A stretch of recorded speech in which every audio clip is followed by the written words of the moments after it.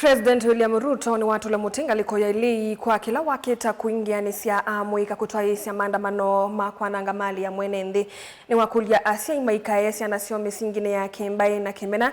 Minister Osesi Wanthini Kipchumba Murkomen nake ayiki vya kidito cha serikali kusuvia Kenya ndikanangwe ndeto hii manene adilame uvingua mulati wa Silanga County ni ya Elgeyo Marakwet. Ben Musawe na mauvo.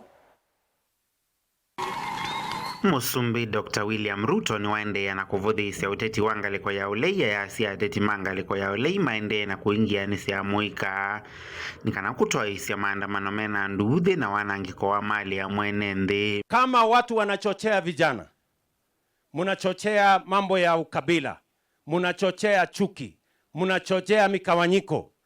Pale watu migawanyiko inatuletea kisirani. Migawanyiko inatuletea mambo ya chuki. Chuki inazaa lawlessness, kukosa kwa nidhamu na kukosa watu kuheshimu sheria.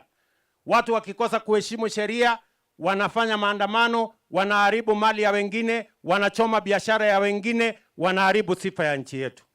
Maisha inapotea. Haya ndio mambo lazima tukomeshe kama wananchi. Wazazi, zungumzeni na watoto wenu. Sisi wote kama wazazi lazima tuongee na vijana wetu, watoto wetu. Ainena hivi ndani ya kuvingwa mulati wa Silanga kuya kaundini ya Elgeyo Marakwet Rift Valley. Musumbi Ruto ni wakulia atisei maika yesi ya nasio misingine ya ukabila na Kemena. Kila mzazi, tafadhali, hawa watoto wetu, vijana wetu, tusiwachochee. Tusipande mbegu ya ukabila ama chuki. Kwa sababu hiyo mbegu ya ukabila na chuki ndio inaleta lawlessness. Hiyo lawlessness ndio inalete uharibifu wa mali na maisha kupotea.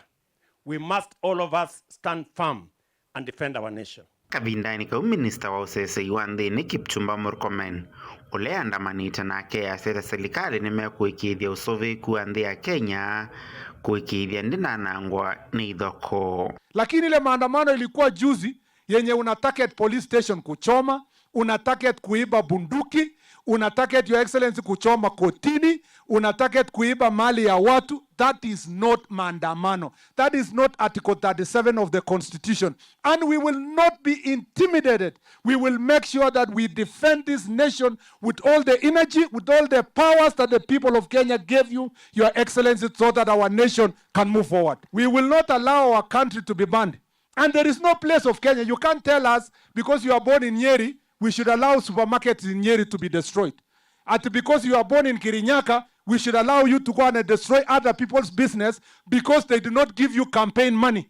We are not going to allow a country, and every leader, whether it's MCA, whether it's an MP, whether it's a governor, whether it's a former who, all of them will have their day in court. And I want to ask the courts to be firm. If they don't become firm, they are going to put our country in trouble. Sisi, kama executive, we will be firm.